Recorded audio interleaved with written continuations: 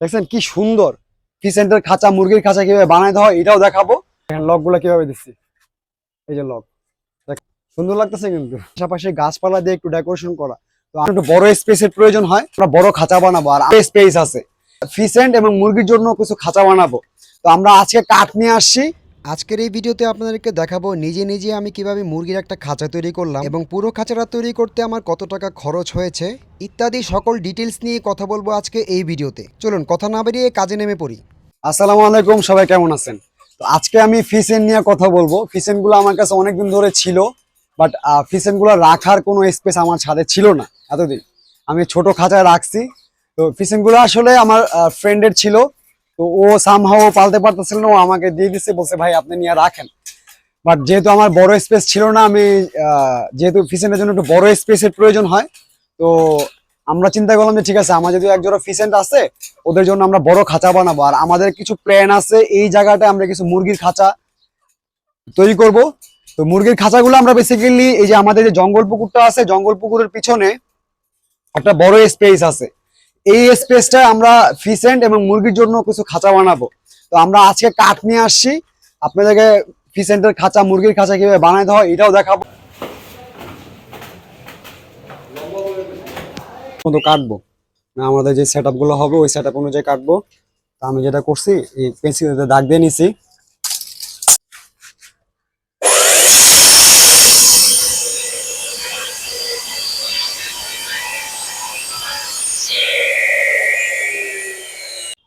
আমি খাঁচাটার মাপটা 5-6 ফিট ভাই, 5-4 ফিট দিব, আর ডেপ দিব আপনাদের 30 ইঞ্চি। তো ওই হিসাবে আমি পিছনের কাঠটা দেয়ালের দিকে আগে সেট করব। 4 ফিট করে আমি আগে কাটছি। তো পুরো কাজটা আসলে কাঠগুলো আগে কাইটা তারপরে দেয়ালে সেট করা শুরু করব। যন্ত্রপাতি থাকলে কাজ করা অনেক সুবিধা। আমি সেটা কন্টিনিউ কাজ করি, আমার সবকিছু মেশিন আছে। এটা করার দিয়ে কাটতে গেলে অনেক কষ্ট হইতো, আমার মেশিন থাকার কারণে আমি খুব সহজে কাজটা করে ফেলতে পারতেছি।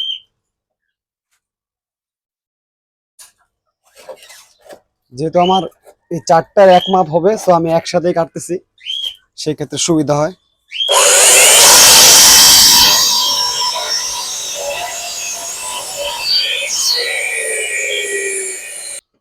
তো আপাতত যেহেতু দেয়ালে সেট করব, আমি এগুলোরে 4টা করে ছিদ্র করে নিব।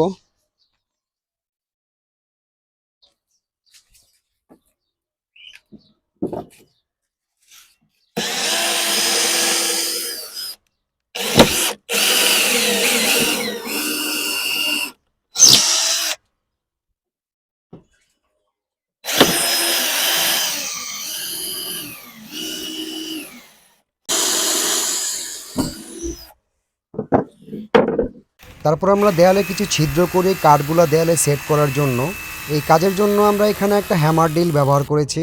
ছিদ্রগুলোতে আমরা রয়্যাল প্লাগ ব্যবহার করেছি স্ক্রু দিয়ে কাঠটা দেয়ালে সেট করার জন্য। এখানে আমরা 2 ইঞ্চি স্ক্রু ব্যবহার করেছি, কাঠটা যাতে দেয়ালের সাথে খুব ভালোভাবে আটকে থাকে। তো আমাদের ফিসেন গুলো নিচে রাখবো। তো নিচের খাঁচাটা আমরা 2 ফিট বড় দিব, কারণ ফিসেন যেহেতু বড়, উপরের খাঁচাগুলো একটু ছোট দিব আর কি। তো আমি দেয়ালে যেটা কাঠ লাগাইছি, আমি এই কাঠ বেস করে এখানে আর কি মূলত এভাবে করে সামনের দিকে পায়ে দিব। তো আমি এই জন্য দেয়ালে কাঠ লাগাইতেছি। আর এটা একটা মাপের, এই কাঠটা মাপের জন্য নিছি। আমার ধরো তো 2 ফিট হবে এখানে।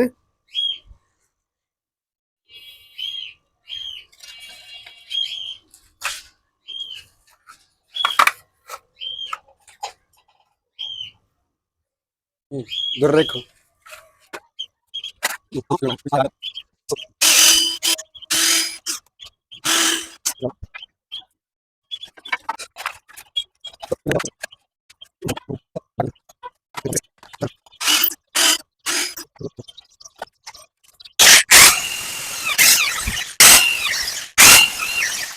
দেয়ালের কাঠগুলো আমাদের সেট করা শেষ হয়ে গেছে।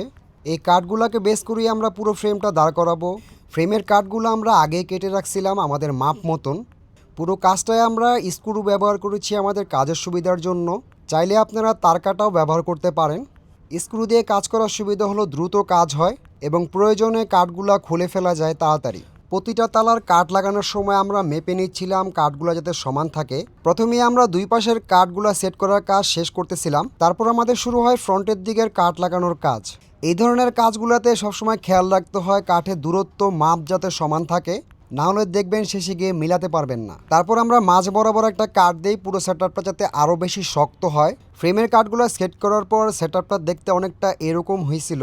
সামনের দিকে দরজা দেওয়ার জন্য দুই পাশে আমরা দুইটা কাঠ সেট করি। মূলত এই কাঠগুলো বেস করে পাশে নেট এবং দরজার কাজ করা হবে। প্রথম দিনের কাজ আমরা এখানেই শেষ করি।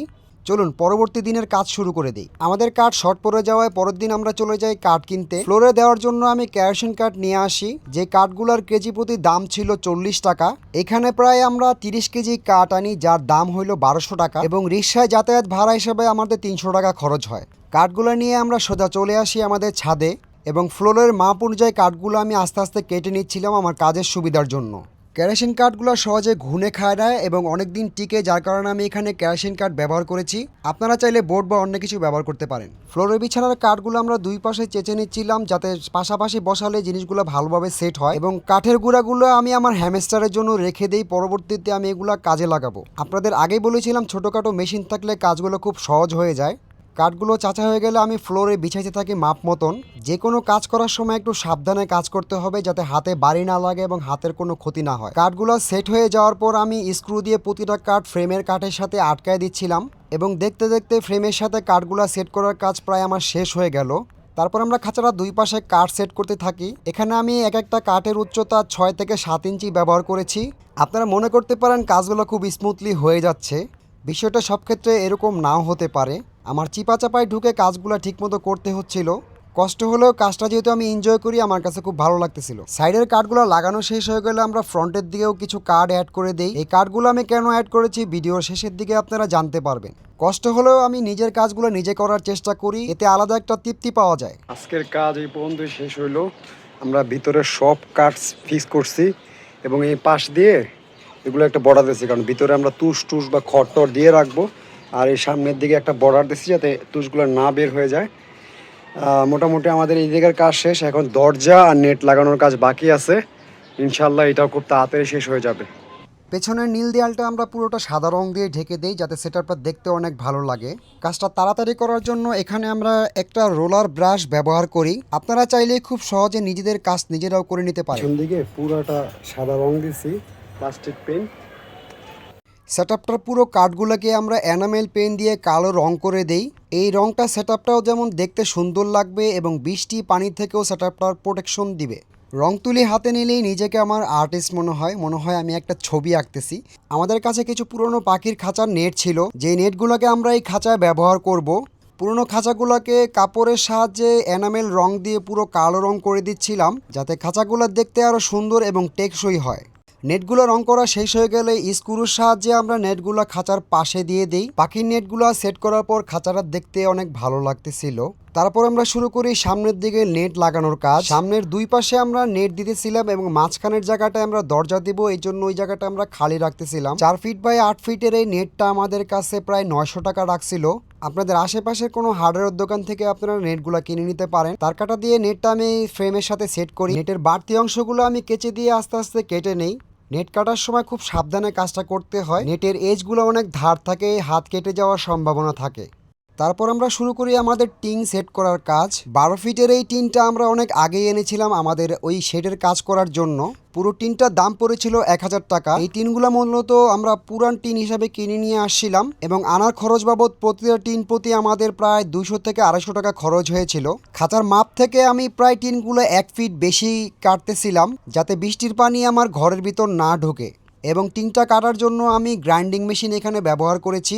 আপনারা চাইলে টিন কাটার কেচি পাওয়া যায়, ওইটা দিয়েও কাজটা করে নিতে পারেন। টিনগুলো কাটা হয়ে গেলে আমার সেট করার পালা শুরু হয়ে যায়। আমাদের আগেই তৈরি করে রাখা ফ্রেমের উপরে আমরা 1 ফিট বাড়তি করে 3টা কাঠ অ্যাড করি এবং আড়াআড়ি কিছু কাঠ অ্যাড করে দিই ফ্রেমটা শক্ত হওয়ার জন্য। ফ্রেমের কাঠগুলোতে আমি স্ক্রু ব্যবহার করেছি। টিন সেট করার কাঠগুলো সেট হয়ে গেলে আমি টিনগুলো উপরে বসায় দিই এবং ওয়াশার এবং স্ক্রু দিয়ে টিনগুলো কাঠের সাথে সেট করে দিই। এরপর আমরা দরজা দেওয়ার জন্য দরজার কাঠগুলো মাপ মতো কেটে নেই এবং দুই পাশের কাঠগুলো একটু গ্রুপ কেটে নেই স্ক্রু দিয়ে যাতে সুন্দর করে সেটআপটা করতে পারি। তারপর দরজার কাঠগুলো আমি স্ক্রু দিয়ে সেট করি এবং পুরোপুরি একটা ফ্রেম দাঁড় করিয়ে নেই। দরজা বা জানালার কাজ করার সময় খেয়াল রাখতে হবে মাপগুলো যাতে ভালোভাবে থাকে, না হলে দরজা সেট হবে না। ফ্রেম বানানো শেষ হয়ে গেলে আমি দরজাটায় নেট লাগিয়ে ফেলি এবং রং করে দিই। তারপর কবজা লাগিয়ে ফ্রেমটা আমি আমার সেটআপটায় সেট করতে থাকি। দরজা সেট করার সময় মাপটা যাতে ঠিক থাকে সেই দিকে খেয়াল রাখতে হবে। দরজা সেট করার পরই আমার কাজটা পুরোপুরি শেষ হয়ে যায় এবং আমার সেটআপটা দেখতে অনেকটা এরকম লাগতেছিল। তো আমরা আমাদের ফ্লোরের দিকে তো কাঠ তো দিছি, পাশাপাশি আমরা একটা রেক্সিন ব্যবহার করছি। এই রেক্সিনের উপরে আমরা কাঠের গুঁড়া দিব। তো কাঠের গুঁড়াগুলা আপাতত আমাদের কাছে যে গুঁড়াটা আছে একটু বড় গুঁড়া, এগুলো আস্তে আস্তে হয়তো আমরা অন্য অন্য জিনিসে চলে যাব। তো আপাতত আজকে ফ্লোরিং এর কাজটা শেষ করে ফেলি। এই সাইড দিয়ে যাও না, বুঝো না ভাই।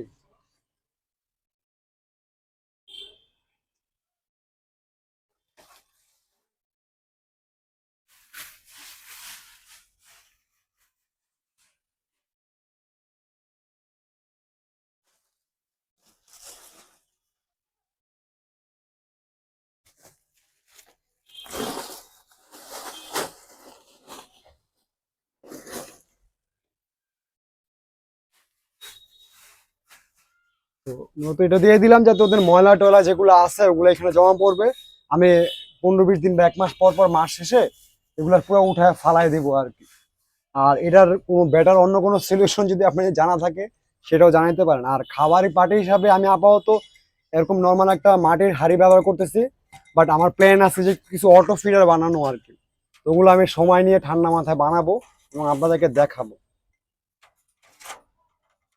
হ্যাঁ, এটাই ফিক্স করে দেই কেন, এটা হচ্ছে ওরা মাঝে মাঝে দৌড়াদৌড়ি করে এই বাড়িটা এভাবে ফেলে দেয়, এই যে পাড়া দিলে ফেলে দেয়। তো এই যে যার কারণে আমি এখানে একটু গুণা দিয়ে একটু ফিক্স করে বেঁধে দিলাম। ওরা এখন পাড়া দিলেও এটা নড়বে না, এর এক জায়গায় থাকবে আর কি। আর পানির বাটি দিয়ে দিব। আর মূলত আমাদের কাজটা মোটামুটি শেষ। উপরে টিন দেওয়া হয়েছে। এখানে একটা জিনিস দেখাই, এদিকে আসো। তো আমরা যে দরজার এখানে লক গুলা দেখেন, লক গুলা কিভাবে দিচ্ছি। এই যে লক দেখেন, এখানেও সেম। হ্যাঁ, আবার এর নিচেও সেম। তো আপনারা যারা মুরগির ঘর করেন এই কাজটা মানে এই টেকনিকে লক দিতে পারেন। যাই হোক, আলহামদুলিল্লাহ আমাদের ঘরটা শেষ হয়ে গেছে। আমরা অনেকদিন আগে কাজটা শুরু করছিলাম।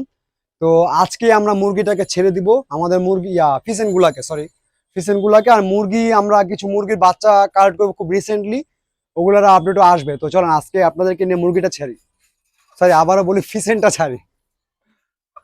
তো এটা আমার মেলটা, দেখি দাঁড়া, ওরা অনেক লাফালাফি করে, মানে এই ছোট খাঁচাটা ওরা ছিল আমার কাছে খুব খারাপ লাগতো, বাট আলহামদুলিল্লাহ আজকের পর থেকে ওরা একটু বড় খাঁচায় চলে যাবে, আমার নিজেরও ভালো লাগবে। বাট আরো বড় দিতে পারলে খুব ভালো হইতো, বাট আমার কাছে সেই বড় দেওয়ার অপশনটা নাই। তো ফিসেন্ট আপনাদেরকে একটু দেখাই, দেখছেন কি সুন্দর। ওদের চোখের চারপাশে লাল কালো, আর বডিটা একটু, এটা কি ব্রাউন কালার বলে আর কি। তার ও ল্যাঞ্জাটা যে বড় হচ্ছে, এটা আরো বড় হবে আর কি। তো এটা মূলত মেল, ও অ্যাডাল্ট হয়ে গেছে। তো ইনশাল্লাহ আশা করি আমরা ফিসেন্টের বাচ্চা হয়তো খুব রিসেন্টলি পাওয়ার চান্স আছে আমাদের।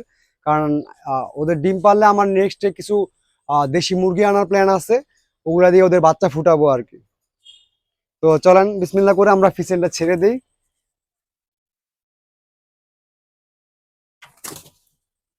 ওফ,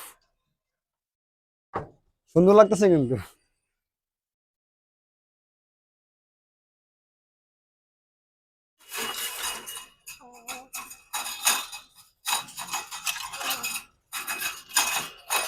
প্রচুর লাফালাফি করে, ওদের ধরতে গেলে আমার ভয় লাগে কোনো, মানে কোনো ব্যথা ট্যাথা পায় কিনা। দাঁড়া দাঁড়া দাঁড়া, আসো আসো।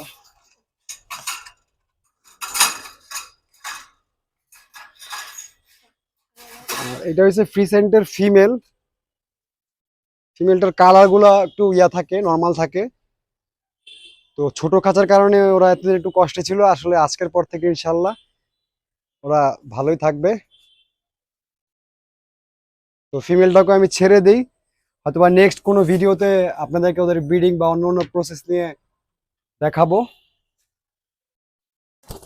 সবাই দোয়া করবেন আমার ফিসেন্টের খাঁচার জন্য।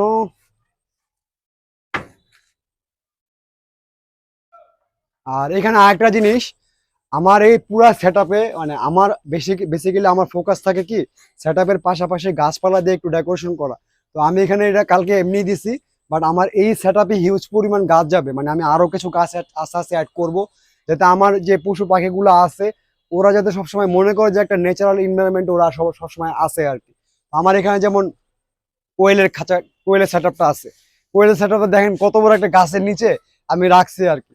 ওরা হয়তো ডিম পাড়তেছে বা ইয়া করতেছে, ঘোরাঘুরি করতেছে, ডাকাডাকি করতেছে, দেখতে অনেক ভালো লাগে। যাই হোক, আমাদের সেট আপটা কেমন হয়েছে জানাবেন, আপনাদের কোনো পরামর্শ থাকলে সেটাও জানাবেন। আর সবাই ভালো থাকবেন, আল্লাহ হাফেজ।